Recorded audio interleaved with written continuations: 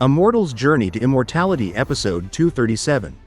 In the previous episode, Han Li had once again demonstrated his formidable power, when a terrifying demon nascent spirit fused through an ancient devil Dao technique appeared. It was swiftly annihilated by his golden divine lightning and celestial blue flames. The battle left his allies, the bald cultivator and old man Ma, completely speechless, their respect for Han Li growing deeper than ever. Calm and composed, Han Li simply retrieved the fallen enemy's items and handed them back, ensuring no conflict would arise with other sects. In truth, he no longer needed to hide his strength. Now a nascent soul cultivator himself, he stood among the upper ranks of the cultivation world, where only a handful could truly threaten him. Meanwhile, his allies, inspired by Han Li's might, plotted a countermeasure against the invading Moulan spell warriors, a plan to turn the enemy's scheme back on them. As the next day dawned, war drums thundered across the skies. The Moulan army marched forward once more, this time led by a mysterious woman atop a massive armored beast. Her eyes filled with cold intent. Yet, when they reached the Yellow Dragon Mountains, they found the once misty battlefield eerily quiet, the air thick with the scent of smoke and illusion. And the episode 237 continues. The green-robed woman smiled with indifference. Such a wild guess is pointless. Considering the enemy's cultivation, we have a very high certainty of victory. However, we cannot be careless. A miscalculation could lead to death or capture.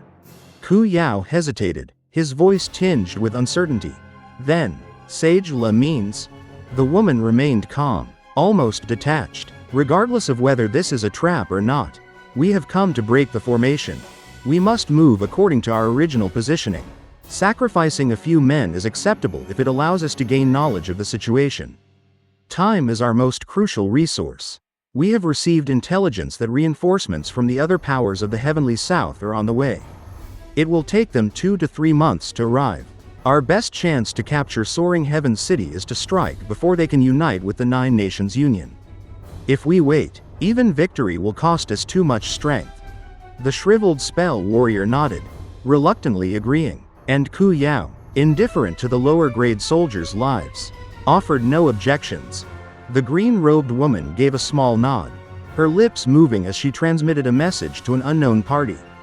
Almost immediately, nearly 100 spell warriors, dressed in similar green robes, began advancing up the Yellow Dragon Mountains under the guidance of a core formation spell warrior. As the 100 spell warriors progressed through what was once a sea of mist, their figures gradually became mere black dots from a distance. Their journey was unhindered, and upon reaching the mountaintop, even the shriveled spell warrior exhaled in relief. It seems this area has truly been abandoned. Let us have the others begin a search. They must have left much behind in their haste. The woman's tone was sharp, cutting through his words. Do not be hasty. Continue the search. The shriveled spell warrior was momentarily startled, saying nothing further. Meanwhile, the 100 spell warriors began scavenging a jade platform and a half-burned building, occasionally discovering a few spirit stones and other cultivation materials. They greedily pocketed the finds, each item a personal gain. These warriors came from various Moulan tribes, and aside from resources gathered from mines, spoils from war were typically retained individually. The main force, watching from a distance, grew restless with envy. They could hardly believe that some men were gathering treasures without enduring battles or hardships. Soon, the shriveled man and Ku Yao could no longer restrain themselves. Ku Yao said hesitantly, Sage La, look. Most of the army's spell warriors were from their respective tribes and did not want their own disciples to miss the opportunity. The 100 warriors looting belonged to a minor tribe, so their portion was sufficient. The green-robed woman remained indifferent, but her narrowed eyes hinted at some unspoken observation. Ku Yao and the shriveled spell warrior exchanged uneasy glances and fell silent. After a short period, the 100 spell warriors had scavenged roughly 1/3 of the mountaintop. Finally, the woman spoke. You two will each send 100 men into the area to destroy the remaining restrictions. There is no need to sweep the entire mountain with spiritual sense. I will not permit any others to enter. Relieved, The two commanders quickly dispatched messages to their disciples. 200 more spell warriors arrived, spreading across the mountaintop, rummaging through buildings like ravenous wolves. Suddenly, Old Man Ma's voice rang out in alarm. With so many people, my magic power cannot hold it. The bald man sighed. It is truly a pity none of the Moulan Grand Sages entered the trap. Moments later, the mountaintop trembled violently. The 300 spell warriors panicked, scattering in all directions without orders. The 3 core formation leaders sped away, but even their incredible velocity could not save them from the expanding formation. Lights of all colors erupted from the mountaintop as the green mist returned, surging through the air and surrounding the Yellow Dragon Mountains in a vast, impenetrable sea. The shriveled spell warrior and Ku Yao turned pale, but the green-robed woman, atop a massive beast, remained composed and unflinching. What a pity, she said coldly. It was a trap, as expected. If Ji Yu Shuangpu had not intervened, the effect would have been even greater. Ku Yao clenched his fists, concern burning in his eyes. The core formation warrior he favored was trapped inside. Sage La, those inside. The woman glanced at him casually. Do not waste your breath. With the abilities of the Nascent Soul cultivators inside, the core formation warriors will fall easily. They are likely already dead. Ku Yao's expression hardened. Then I will lead the charge to break the formation.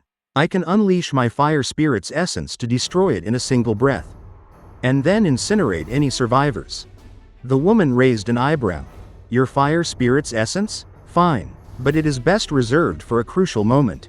Also, be wary of the youth who killed Sir Heavenweep. He may be the same cultivator who destroyed the body of the Heavenly Wind Tribe's Sage Mu. His abilities are extraordinary, and his strange blue flames are lethal. If you are careless, you will meet your end. The shriveled cultivator shuddered. He killed Sage Mu's physical body? I heard he has the legendary lightning movement. Is it true? Sage Wen, you are weakest against cultivators who close distance quickly. Avoid him. Leave him to me, the woman said, a cold glint in her eyes. I cultivate the soft wind arts. Its speed rivals his lightning movement. His devil flames and golden lightning may be powerful, but they cannot harm me if they do not land. He is still only an early nascent soul cultivator. How can he hope to match me? The shriveled cultivator relaxed slightly. Only Sage La can handle him. Even the sage who rivaled Saintess Tianlin of the Soaring Tribe would be outmatched by him. The woman's expression soured. Saintess Tianlin.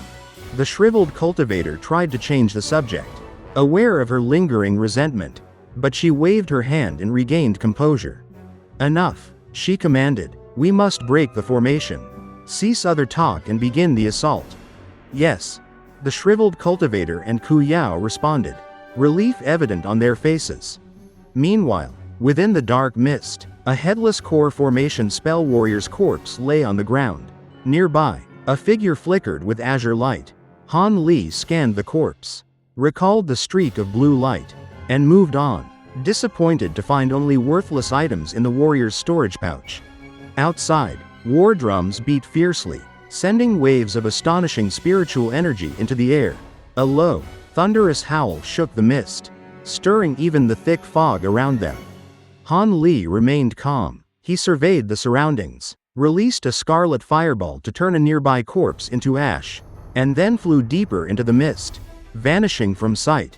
At the center of the mist, the damaged buildings had restored themselves, with cultivators scattering to different portions of the area. Above the buildings, Old Man Ma and the Bald Man floated about 100 meters apart. They stood side by side, gazing gravely in the direction of the spell warrior army, their expressions tense and full of concern.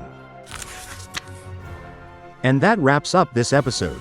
In this part, we saw Han Li and the group of spell warriors confront a tense and dangerous situation on the Yellow Dragon Mountains. Sage La, the green-robed woman, once again displayed her calm and calculated strategy, even though they were walking into what turned out to be a trap. She was prepared and maintained control over the situation, ensuring that the army could gain crucial information while minimizing unnecessary losses.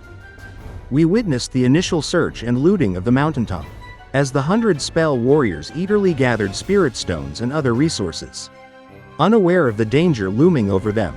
The sudden return of the green mist and the activation of the trap created chaos, scattering the spell warriors and putting them directly in the path of deadly forces. Through it all, Han Li remained composed and vigilant, moving swiftly and observing the situation with precision. His careful and deliberate actions demonstrated not only his strength but also his intelligence and ability to survive in unpredictable and lethal circumstances. This episode highlights the importance of strategy, timing, and careful decision-making in the midst of conflict. It shows that even powerful formations and traps can be countered with calm analysis and skill, while also revealing the growing threat posed by mysterious and highly skilled enemies. The episode also gives insight into Han Li's character, his cautious yet decisive nature, and his increasing ability to navigate dangerous situations where even experienced warriors can falter. If you enjoyed this episode or found it exciting, don't forget to like the video and subscribe to the channel to receive notifications for the latest episodes in Han Li's journey. Thank you for watching, and we look forward to seeing you again in the next video as the adventure continues and more challenges unfold.